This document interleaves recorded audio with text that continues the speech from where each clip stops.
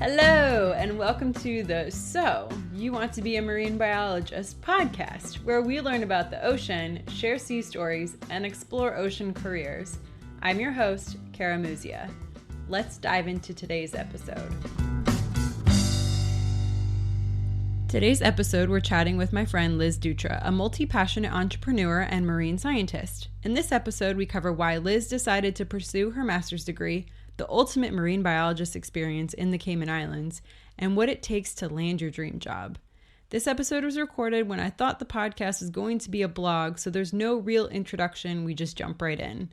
Hold on to your hats, because if you thought marine biology was all whales and dolphins, this episode will illuminate otherwise. Here we go. So for the last 2 years, I'd say, kind of since I've graduated with my master's, I've been, it's been really difficult to find a position. I right. get it. But you have to keep going, and you have to just constantly keep applying and networking in this kind of, environment, because if you don't network, it's always who you know in a way, and you got to just keep meeting new people. And so I reached out to my friend from high school. We kept in touch, but she started this nonprofit several years ago while she was in her undergrad. So we kind of reconnected, and she was like, "Oh, I'd like to hire you as a marine science educator and outreach management and, help me run this festival." So every year we put on a festival called Artiste, and it's a completely free festival. And it's geared towards Miami youth, but all of South Florida youth, basically. And what we do is we try to take these kids who never get a chance to see what's going on in the ocean, and we bring them to this completely free event, and they get to learn all about ocean conservation. That's really cool. So it's really cool. So this year, last year was more of the program manager. I was kind of overseeing the way that the event went, and I was kind of the liaison between scientists and artists and food trucks, and just making sure the whole event ran smoothly. This year, I actually got a cool chance to I'm excited about it. I'm the science curator this year. Last year, I was the science was really cool. It was there, but I felt like it was very one-sided. We invited this group called Ocean Kids, and they're from University of Miami. They have some really cool ocean curriculum. It's all undergrads and graduate students from UM, and different themes, ocean themes and everything. But I was just it felt just like we were just only inviting one group. I'm like, if we're going to teach kids about the ocean, I don't want them to just think that there's UM, I don't want them to think that that's their only avenue that they can, So I got to talking with my friend Danny, and she was like, I think we should diversify our STEM, because it's the STEM kind of themed environment. So this year I got to invite people from all over. So I have Dr. Kajira coming from the Shark Lab. I've got Coral Reef Foundation coming. I got the Miami-Dade Sea Turtle Conservation Program coming. I've got Broward County Parks coming up for sea turtles. Who else do I have? Then I also still have a lot of folks from University of Miami, because the event is actually in Miami. It's at Virginia Key. Oh, perfect. It's totally coming. I was actually thinking about, since we're gonna have this conversation, how cool it would be to have a little booth or a little station where it's you can interview a marine biologist and ask all these questions. I was like, this could be a cool thing to have at the event. So awesome. So you should totally we have a website, the bigblueandyou.org. And on there you can click on Artsy Festival. Totally check that whole thing out. Yeah, I will. But that's kind of been one thing that I do a lot of. I have a bunch of jobs. But that's one thing that I've been kind of doing in the last year, 2 years, just actively working in outreach. We gotta teach the kids and get the community involved. So I do. I just really think that's really important. It's just kind of always practice what you preach. Yeah, it's all about the kids. My motto is we can get the kids to be little birdies in the parents' ears, then it kind of helps, Yeah, it does, for sure. Very cool. Well, you went to FAU, right? Just FAU for your undergrad? For undergrad and master's. Okay, so do you have a BS and an MS? Correct. Yeah. Awesome. In what? Bio? Well, yeah, in biological sciences. Okay. So, FAU doesn't have your marine biology. Yeah. But if you will, my master's was geared towards climate change studies and ocean acidification. I would say that that's the bulk of my classes, as well as my thesis that I published was all on ocean acidification. And during my master's, it was really cool. Dr. Cook and I and Kate, she was my colleague as well. We lived in the Caymans for a couple months. That's so cool. Little Cayman, actually. Okay. And, so that was really neat. And I was a graduate research scholar there. And cool. Basically what we were doing is we were mentoring undergraduate students. There was like 8 students. However, we were responsible for 2 students, and we kind of helped them. We all kind of collaborated on a couple different areas of ocean acidification research on the reefs there. So Kate was getting her PhD. She's since then she's graduated now as well as I have. So I was looking at crestless coralline algae.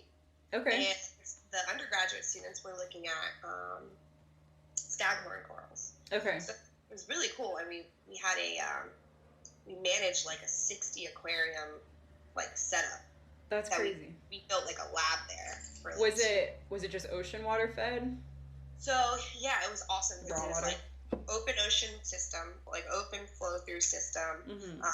And then what we did was we had these 2 like giant batch tanks, and one was like our ambient and one was our treatment tank, and we actually shipped like giant barrels CO2 cylinders down there, and we had all of our like ocean acidification equipment. So we had these like mass flow controllers, and we were blasting CO2 and air and mixing it a certain ratio, and then that was like our treatment tank.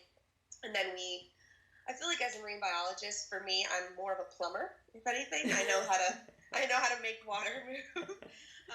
It's true. I'm like a master plumber, especially with my experience. I can build aquariums, and like that's kind of like I would say my forte. Yeah.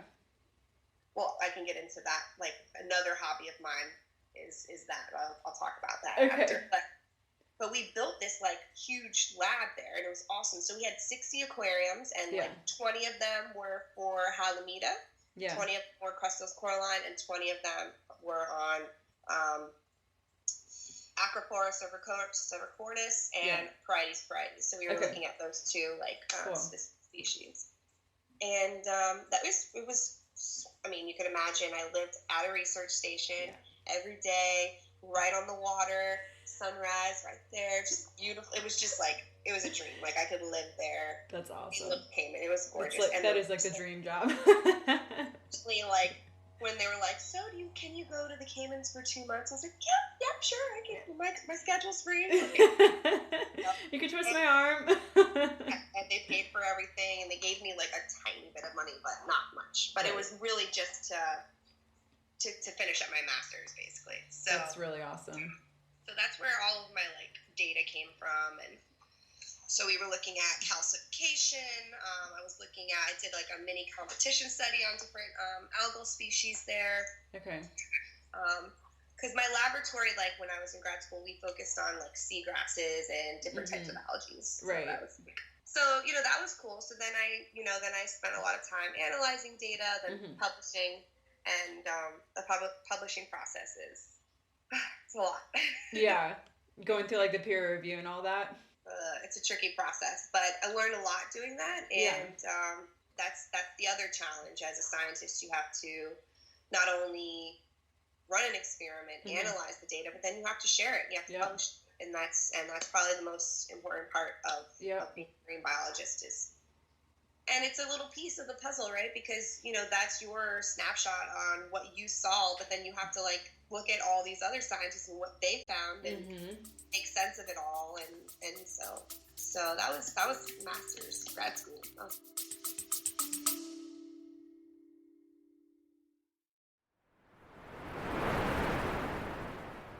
Hey, Kara here. I hear it all the time. How do I become a marine biologist? Or my niece wants to help the ocean. Where does she even start? I hear from students, yes, and also nurses, HR professionals, and other mid-career folks who wonder if they could still make their dream of working with sea turtles or sharks come true, wondering if it's too late to answer the ocean's call. Here's what I've learned after 20 years in the field and hundreds of interviews. There's no straight line, no magic degree, and no gatekeeper. You create the path forward. If this sounds overwhelming and vague, I've created 2 tools to help you stop wondering what if and start moving forward with clarity and purpose. The first is my free guide, Be a Marine Biologist Without the Degree. Over 1,000 people have already downloaded this guide and taken their first step towards ocean impact. Inside, you'll find 7 concrete, doable actions to help you get started, whether you're just exploring or ready to make a change. Then there's the Ocean Blueprint. This is a 30-day self-paced course that helps you build your unique path into ocean science and conservation without quitting your job or going back to school. Inside the Ocean Blueprint, you'll get daily prompts to explore your interests, skills, and next steps, a structure that turns overwhelm into real momentum, and a bonus section to root your work into ocean connection. You don't have to wait for a degree, a perfect plan, or permission. Whether you're wading in or ready to take the deep dive, these tools are here to help you move from dreaming to doing. The ocean called. Are you ready to answer? Links in the show notes and on my website, karagracemuzia.com. I can't wait to see the waves you'll make.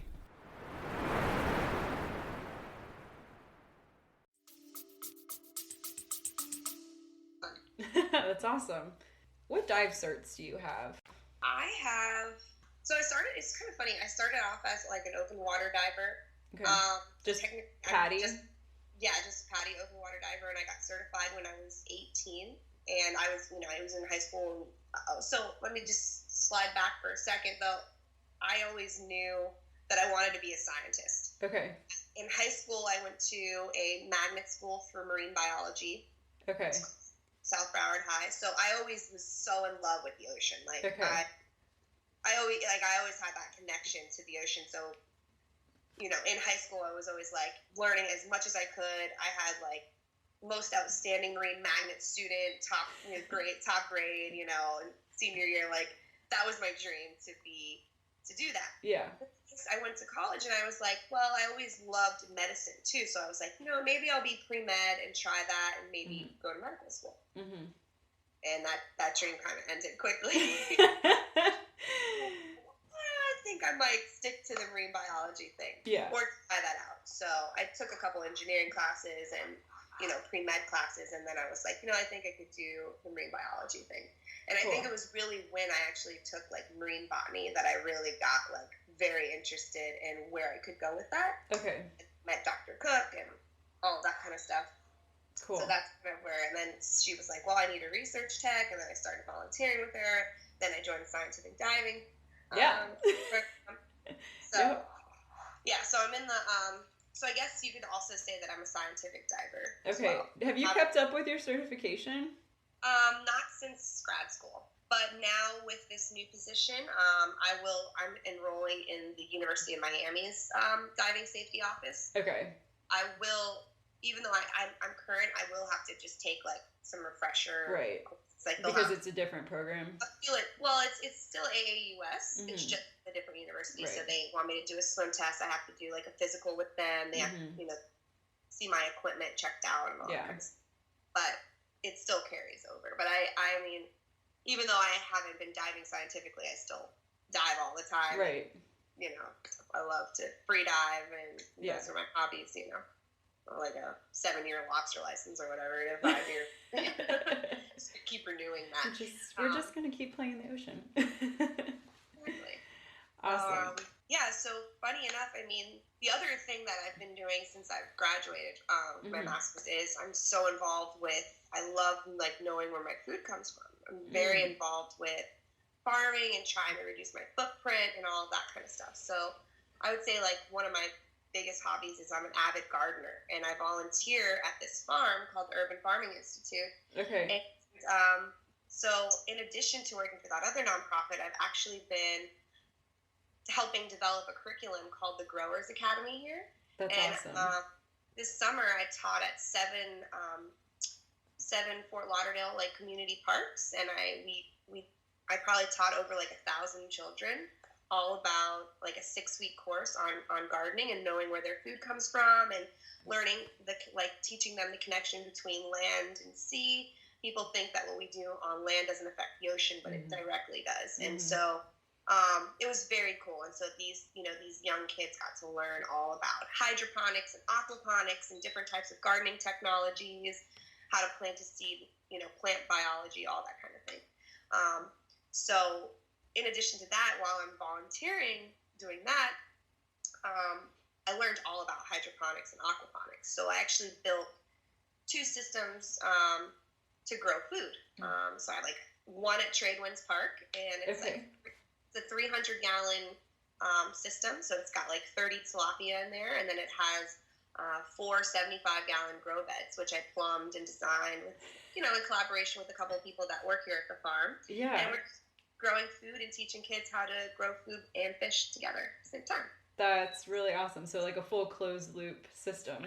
Correct. That's really cool. You're conserving water and you're growing fish at the same time. You can grow food. It's very cool, and I think it's the future.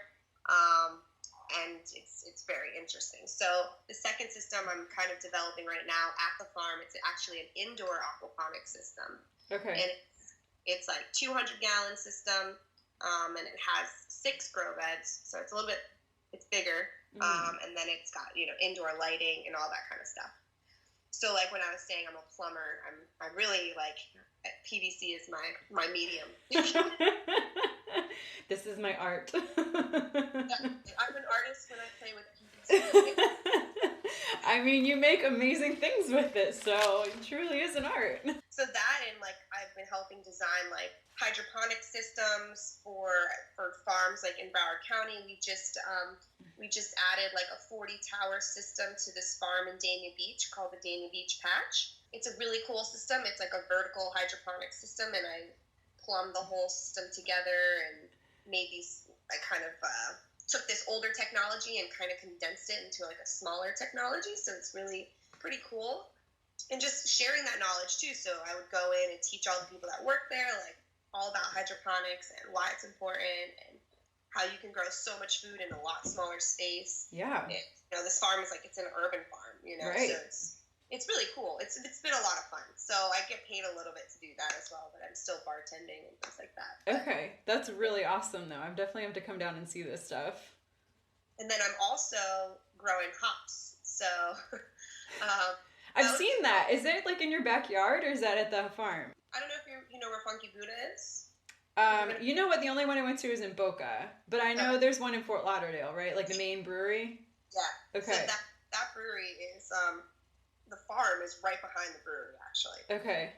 So it's called the Urban Farming Institute, and it's the largest community garden in Broward County. Cool. We have 50 beds here, so people from all over the community can grow whatever they want, and we kind of guide them into knowing what to grow and how to grow it. Mm-hmm. And then there's 75 hydroponic towers here, and then there's the hop farm, and then there's the first managed micro apiary as well. So we have 50 million bees living here too. It's awesome. Oh my gosh, very cool. It is very cool. So Josh and I, we've been working on opening up this brewery. We finally opened up the brewery. Yeah. But last year we went to a conference, and it was all about how to grow hops in South Florida. Okay. Hops in Florida in general. Right. So it was in Central Florida, and so for the last 5 years, actually, they've been growing hops in Central Florida successfully at the University of Florida. I've actually heard of that. Somebody I know retired here and then moved to Gainesville, where he bought a plot of land, and that was his thing. He's I'm gonna grow hops. I already got a brewery lined up. This is what I'm doing. Yeah. It's so cool. It's been awesome. So I'm gonna text you a picture right now of them. But it's been really fun. And then that conference, they were basically you can grow hops down here. And we were well, nobody's growing them in South Florida. They've done it in Central Florida. Right. But no. So I'm actually right now the southernmost hop farmer in the U.S. I have 60 plants. Started on Instagram, the Southern Hop Initiative, and it's pretty fun. Yeah, lots of cool stuff. I sent you a picture of some hops. Awesome. Yeah, we're growing 6 varieties of hops, and so I keep busy. But now I'm just really stoked to finally start this new job So that's working for University of Miami and NOAA. Yeah. And I will say that I got this job, how I got this job, when I was in the Caymans. I met this guy named Jim. So I met him at that party in the Caymans. That the place that I stayed at in the Caymans is called the Central Caribbean Marine Institute. Is that a Oh wait, no. That's not a Smithsonian, is it? Is it what? It's not a Smithsonian affiliate, is it? Okay. No, it's pretty private. It's not private, but it's not. It's what they do is a lot of the people who founded it. She's a professor at Rutgers. Oh yeah. So she started it a long time ago, but her husband is like from the Caymans there, and so they have they do a lot of research there. There's active research going on between different universities, so they do like a lot of collaborations. But they also do like study abroad, so like a school, university will come in and they'll do like a 3-week course on marine biology, and it's like a whole marine station, so they have dorms and everything, and it's right on the water. It's like the sickest. Like you could just swim right out and snorkel, and that's awesome. It's like the best place.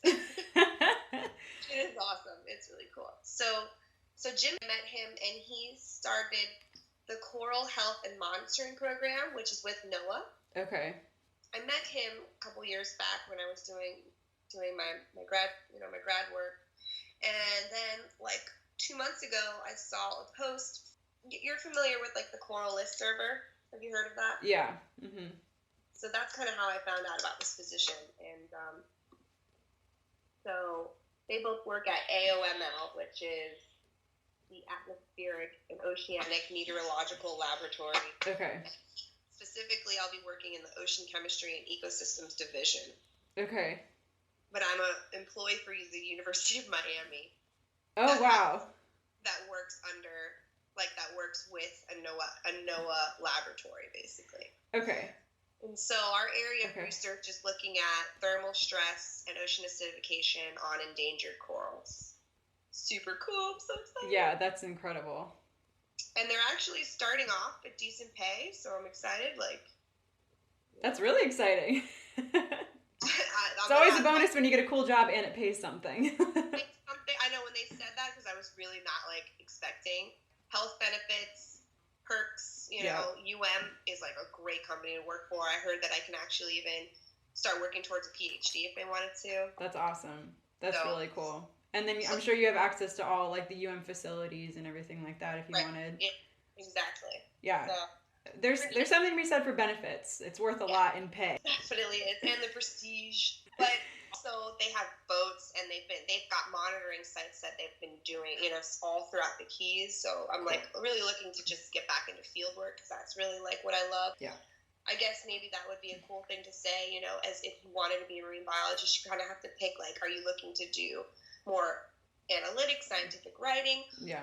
Or are you more into doing field work? Because if you are, then, you would probably want to look at USGS or the South Florida Water Management District or something like that. Yeah. So I applied to so many South Florida Water Management District positions and several positions with UM. So this is the first one. I applied to over six or seven different ones. So this is I was like, they're gonna say yes one of these days.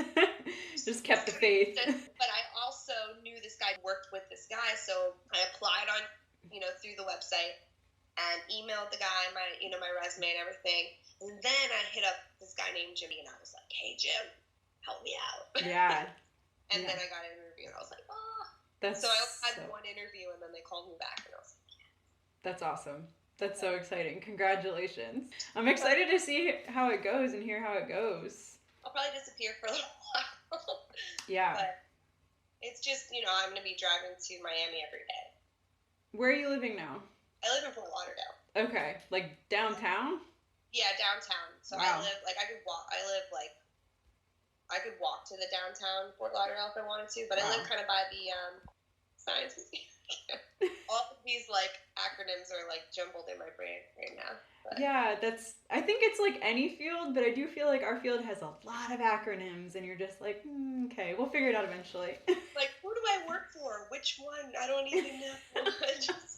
That acronym, that looks good. So like one of my easy kickoff questions is like, what are your hobbies? Because I think that's interesting. So you mentioned free diving, you go scuba diving, you could put gardening, and like being a hopreneur. I like to surf also. Yeah. I love like riding my bike. I like yoga. Love yoga. I do a lot of yoga. Handstands are my favorite. That's awesome. I'm working on mine. Yeah, I just, being a ocean advocate, I guess, would be like a... Okay. That's a lot. A beer drinker. Well, I mean, a brewer. I know how to brew beer too, so... That's pretty awesome. Hop grower and a brewer. So I know you said you always, like, you knew you wanted to be a scientist, but was there something in particular that inspired you to become a marine biologist, or is it just, like, growing up, like, this is it? Or did you, like, watch a show, or, like, have an experience at the beach or on the boat, or... Yeah, I mean, I guess it would probably, like, go back to high school, because I really had some great teachers in high school, and... Even though in college I kind of wasn't sure if I wanted to do that or not, in high school I was like, I could probably really enjoy doing something like this. And but we went on several field trips to the Keys, and we went to Pigeon Key for like 3 days. Okay. Are you familiar with Pigeon Key? Mm-mm. It's an island right in the middle of the 7 Mile Bridge. Oh, okay. Yeah. And they have like a marine science camp there. They have sea camp, but we didn't go for that. I know, I was like, you're talking about sea camp? Okay, no, there's another one. Okay, so it was like going to the Pigeon Key Marine Science Camp that like really inspired you to continue on. Okay. We basically were like snorkeling every day. We were going on boats, learning about all of the different organisms, and just wading in the rocks there, finding all these critters. It's just like, this is amazing. I would love to do this forever. Yeah, that's really cool. But you said you went to a magnet school, like, so was there something that you were like, I need to go to this school, like? Yes, yeah. So I actually went to an environmental science middle school, so I always like wanted to be involved with science. Okay. And when my mom was like, well, what high school do you want to go to? And we were looking at all the different magnet schools, when there was one about marine biology, and I looked at all the things that they offer, all these fun field trips to the Keys and snorkeling and all this stuff. I was like, yeah, let's definitely do that. I mean, I feel like from a very young age, like I always knew that, like, I love marine science. I love anything with the ocean. My mom, I mean, I have pictures, obviously we all do, when you're a baby and just play in the sand, and you're like, oh, this is it. I actually was born in Las Vegas, but my mom moved here when I was like 2. Okay. So you're a Florida girl. Bring me to Dania Beach, and I just like played in the beach, and she's like, you're gonna be an ocean baby. I never left. I mean, it's a great place. I don't blame you. So how is being a marine biologist the same or different than what you had imagined? And kind of what I envision with this question is like, you can include like, you know, the job itself, or like field to office ratio, which is something that kind of surprised me. I feel like your expectations constantly change as you grow older and you become an adult, and you have these things that you envision as you're younger and you're in college, and you think that this is how it's going to be. I think it's important to just kind of continue to network, diversify, stay relevant, stay current as much as you can. And even if it's not like your ideal position, it's probably better than not finding a job in marine biology. Yeah. And if you're not happy with, the way it is, then you just keep on looking for something else until you can find it. Yeah. Yes. True. But I'll be able to answer that question probably in a month. Okay. I'm like, I haven't seen the water in like a month.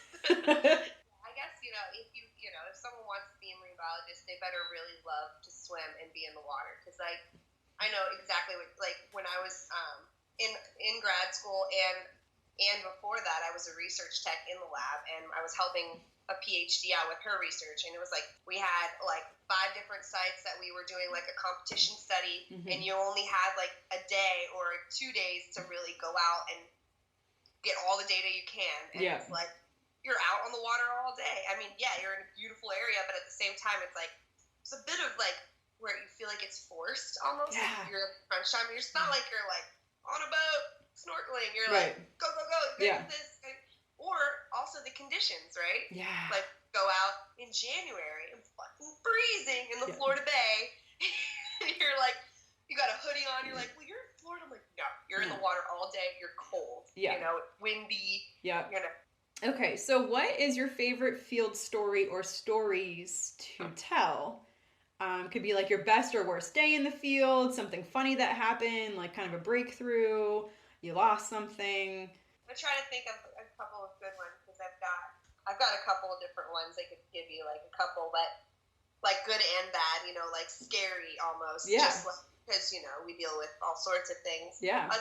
One of my most favorite was when I was in the Caymans and we would kayak out to one of our dive sites. Mm-hmm. And it was a ledge site. So it would go from, we would drop down to like 60 feet roughly, but then the ledge would just drop off like straight down to like hundreds of feet. But that's it was gorgeous, right? So it was called rock bottom.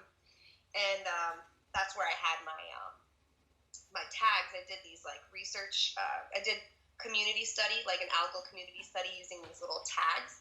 So I left them down there for like 3 months, and then I'd subjected them to like different pHs. Mm-hmm.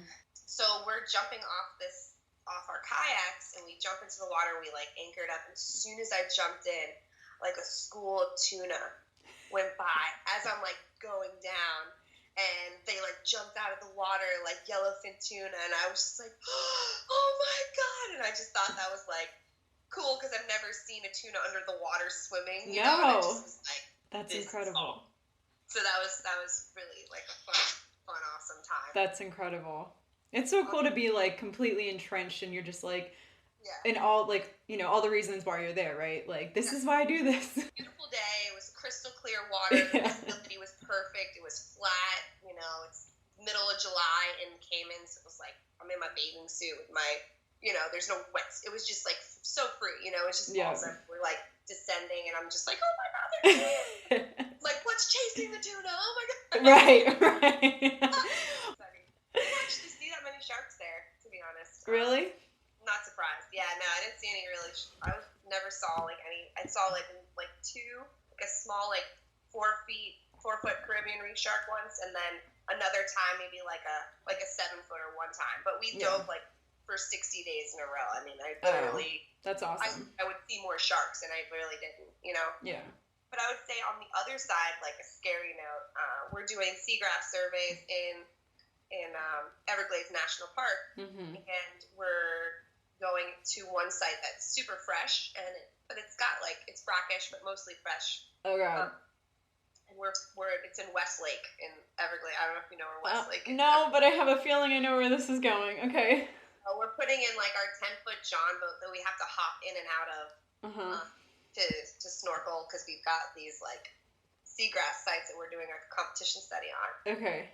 And like. We pull up to the site, and as soon as like the ramp on the boat ramp is a saltwater crocodile. Like, what is he doing there? Like I know that they're there, but like when I saw it, I was like, oh no!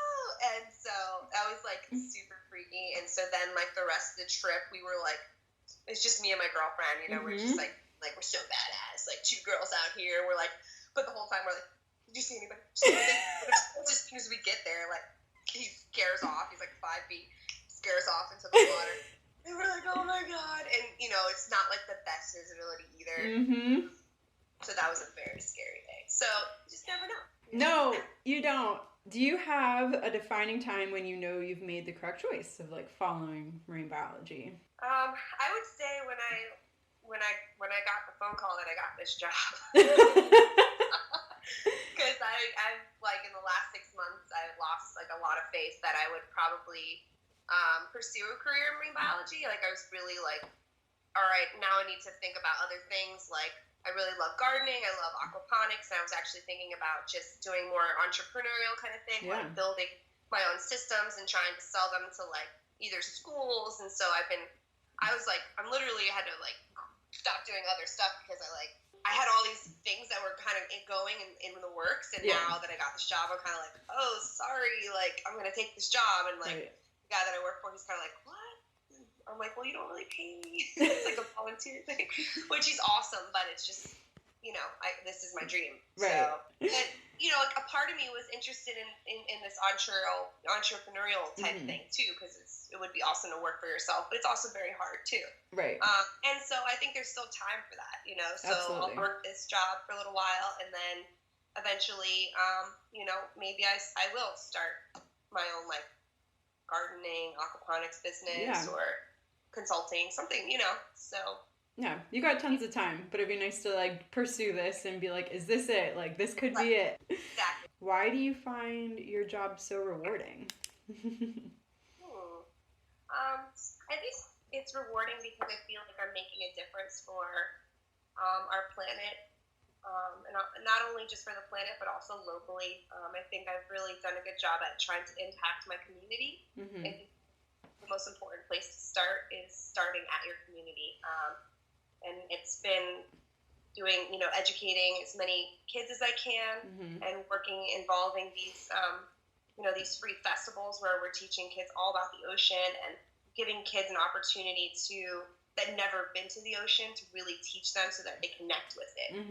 I think that's like probably the most like rewarding part is to say, like, because it's one thing to do research and stuff, but I feel like it's another thing to actually like practice what you preach, and it's like it's a lifestyle. Like I preach all about like pollution and plastic, and you know, and trying to what you do every day can affect the earth, you know, years from now, and I think that's like one of the most important parts, I think, about being a marine biologist is doing research and stuff, but like we are the protectors. We have to share that, you know, we have to inspire people to want to change. I hear ya.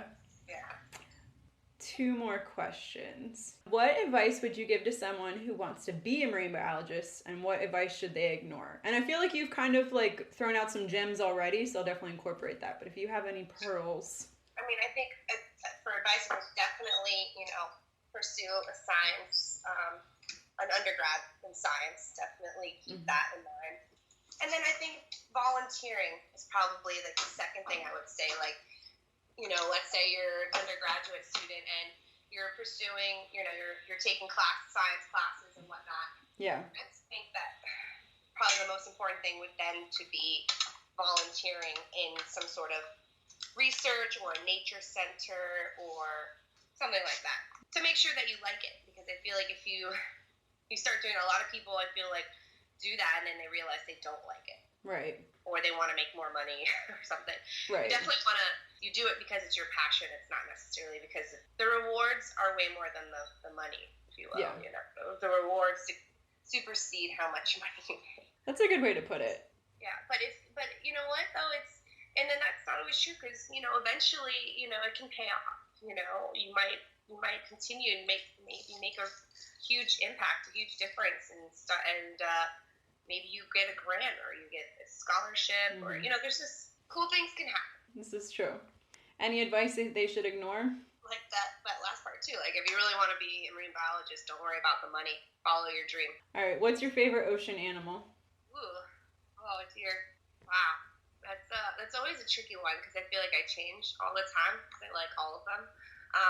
But it's probably like more of one of the weirder ones, like zooxanthellae, or like some like a random algae. Like, I don't know. I love plants. You know. Yeah. Land and sea. So. Yeah. So it'd probably be like, you know, coral or zooxanthellae or crustose coralline algae. You can make it super nerdy. There you go. You know, what it's funny is, like, as a marine biologist, people ask me all the time, so, like, do you study, like, dolphins? And, like, and I'm like, no, actually, I study plants and coral. And they're like, what? And I'm like, yeah. They don't get it. And I'm just like, you know. I'm like, take a deep breath.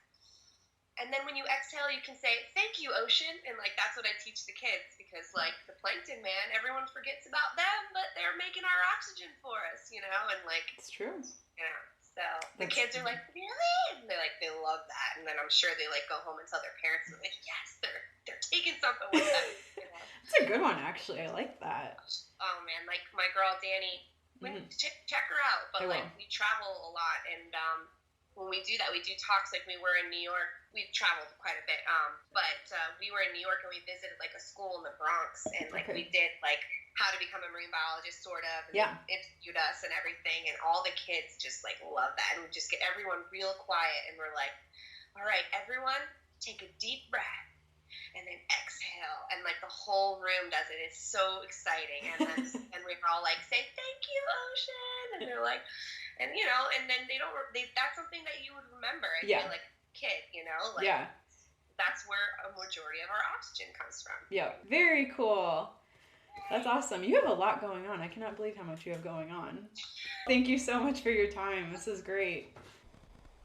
Howdy again, Kara here. Woo!